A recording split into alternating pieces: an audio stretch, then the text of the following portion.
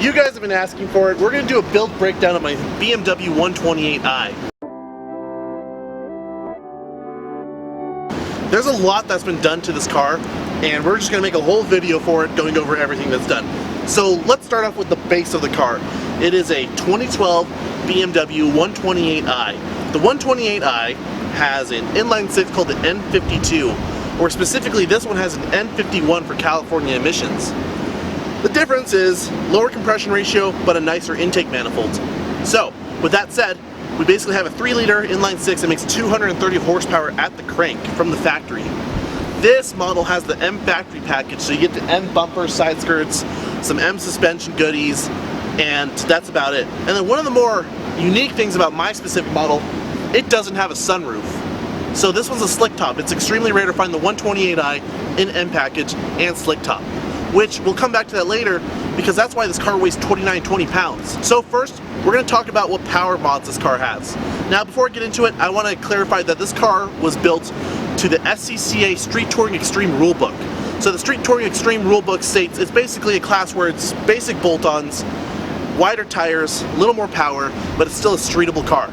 So let's go over the mod list for this car, and we'll break it up into power, suspension, drivetrain parts, and any weight reduction done to the car. So, for the Street Touring Extreme class, power mods are pretty basic. We have an AFE intake, AA headers, and a custom 3-inch catback exhaust. The catback exhaust only uses one 100-cell high-flow cat.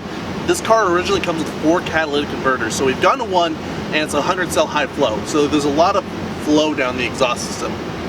Then with that, it does have a dyno tune, and the car made to 241 at the wheels at 1,000 feet elevation. And really, for power, that's all this car has. And in the 2,900 pound chassis, it is pretty peppy, honestly. 240 wheel doesn't sound that impressive, but honestly, it gets up and goes. You guys have seen my videos in the car. It's got some oomph to it. It's not blow your doors fast, but it's healthy. It's healthy. So for the exhaust specifically, you may notice there's no muffler here right now, no exhaust tip. And we're gonna go into the setup real quick. So like I said, it has AA headers, it has a 100-cell cat, it has a vibrant resonator, and it has 2 Borla mufflers on the car. Right now though, it's in race trim.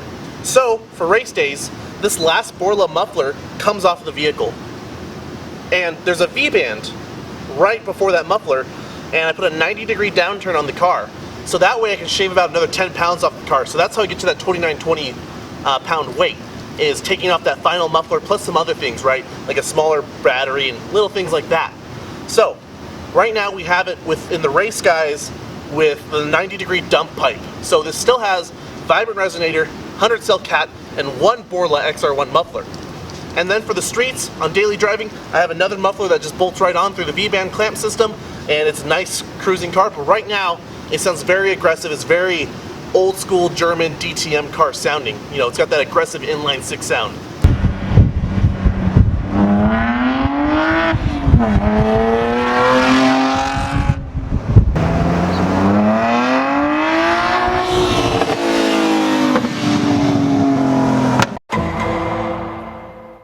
Ooh, draw me like one of your Albanian boys. Alright guys, while we're back here, we're going to talk about the creme de la creme, the piece de la resistance. I don't know if any of those make sense, but we have a 1.5 way clutch type limited slip differential that pulls this car all together. This one's made by Diffs Online. It has a 3090 ramp rate, 3 clutch plates, 3 plate clutch, triple clutch plate differential, 3090 ramp rate, and it's a 1.5 way, and it makes an immense amount of grip. This car makes so much mechanical grip. It is insane. I feel like it makes more mechanical grip than the STI does out of the factory, which is crazy to say because, you know, those cars are all-wheel drive and this is only rear-wheel drive. This differential changes the car completely. From the factory, these come with an ELSD. And what an ELSD is it basically pulses the brakes to mimic a differential. But now that we have a good clutch type locking differential, it changes the characteristics of this car. It makes so much grip. So much grip. And you're talking to the guy that can drift anything. And this car just grips. It's insane. This is worth every single penny for this car. If you want to track your 1 Series, you need a good limited slip differential like this.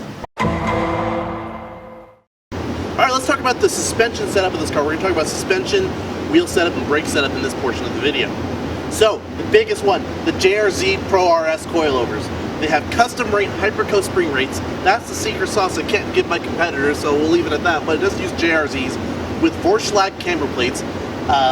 Big part of this car is mostly polyurethane throughout all the suspension components, except the lower control arms have an offset bushing made out of Delrin. With that offset bushing, we're able to adjust our camber, our negative camber that is, and increase our scrub radius. Because this car came with about like a 205 or a 215, and now we're running a 255. So we went from a contact patch of that to that.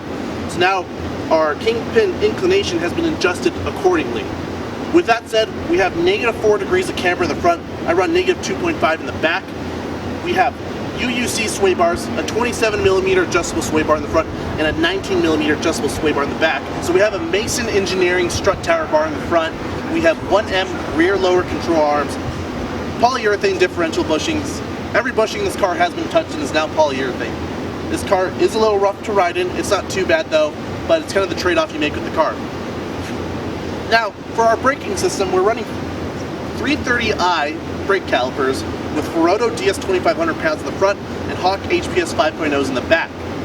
The car has been coded out so that way it doesn't try to run the ELSD. So in the computer, it basically tells it, leave it like an open diff, right? Because now we have a mechanical limited slip in the rear. So that's been coded out to help the car's characteristics, because if we have the brakes pulsing mid-corner, corner exit stuff, it's just going to get ugly, right? So that's been done to the car. One of the big things with these JRZ coilovers is they have individual compression and rebound adjustment. So they are remote reservoir, so I have remote reservoirs each corner here, and I am able to control the compression and rebound adjustment individually.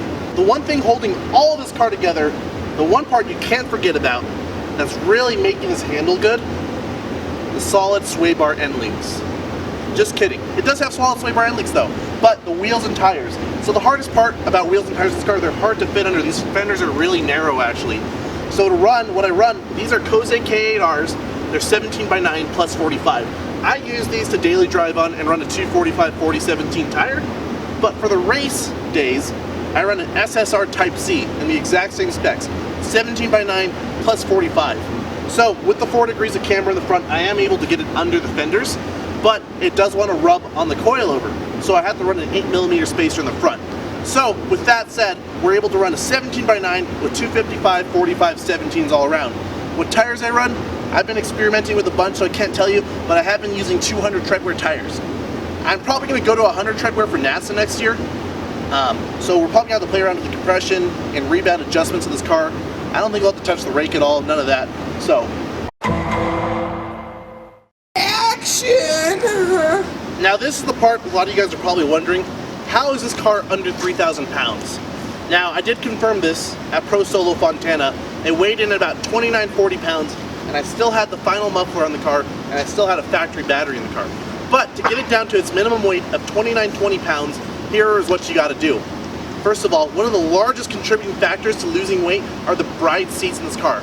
Any bucket seat will do. This car has bride straightias, both passenger and driver side, and that shaves a lot of weight because the stock factory seats are leather, they're super plush, they're comfy, they have heaters in them, motors in them, they're heavy though. So if you're trying to drop weight and track this car, you gotta ditch the stock seats. Another thing that helps a lot with this car is the exhaust system, believe it or not. Now remember I said this car had 4 catalytic converters on it from the factory. Catalytic converters are heavy. When you start to ditch them, you lose some weight. Then to add, for track days, I run a Braille battery. It's a really small battery, lightweight battery. And then lastly, like I said with the exhaust system, I'm able to take off the muffler, drop it and run a 90-degree downturn that weighs like 1/4 of a pound. So with that said, those are all the modifications that have been done to drop weight from this car. I've been losing a little weight as well. I think that helps. We'll find out. One last thing you can't modify though, the driver or the car, this car is a slick top, no sunroof. There's less, glass is heavy, there's less mechanisms working there, right? That is a good sum of weight, believe it or not, having a sunroof. Then to add, that good chunk of weight is up here, it's up in the roof, it's higher, bringing your center of gravity up. Maybe not by much, but with racing, every little bit helps. So, with all of that done and said and done, at a 1/4 tank of gas, this car weighs in at 2,920 pounds. I think that's pretty impressive for a modern car that still has an inline 6 in the front of it. So there you guys have it. that's everything done to my BMW 128i. There is a lot of parts of this car, but there's still a lot more to go. There really isn't much more I'd add to this car, honestly. The only thing I could really see myself adding to this car is really a 100 treadwear set of tires, and that's about it. Maybe bigger brakes. You can get the 135IS brakes for this car relatively affordable. They're 6-piston calipers, $1,000 for the pair, which $1,000 for 6-piston calipers isn't that bad actually. So, especially for a direct bolt-on part. The only really big thing I could do to change the handling dynamics of this car would be aerodynamic modifications. But for NASA TT5, I'm pretty maxed out as is, so I don't expect that for the future for this car. I mean, this car is already pretty well aerodynamically balanced. BMW's engineers really put some effort into the aerodynamics of this car from the box. So it's pretty well dialed as is, but you know, you can't go wrong with a bigger diffuser, a big wing, and a big splitter, and really make this thing suck down when I'm going 120 miles an hour. But honestly, for all of you guys watching this video, for all of you guys that want the car to handle like this, that's great. But my biggest piece of advice for modifying is modifying yourself as a driver. Go out, go to track days, and get some seat time in. Because no modification is going to make you faster than getting behind the wheel and learning how to drive the car. Anyway, I hope this video was insightful for you guys. I hope a lot of you guys find it helpful. The 128i is a niche platform, and it really is an amazing platform of a car that's really undiscovered. So, I hope you guys enjoyed this video. I hope it helps you guys, and thank you guys for watching.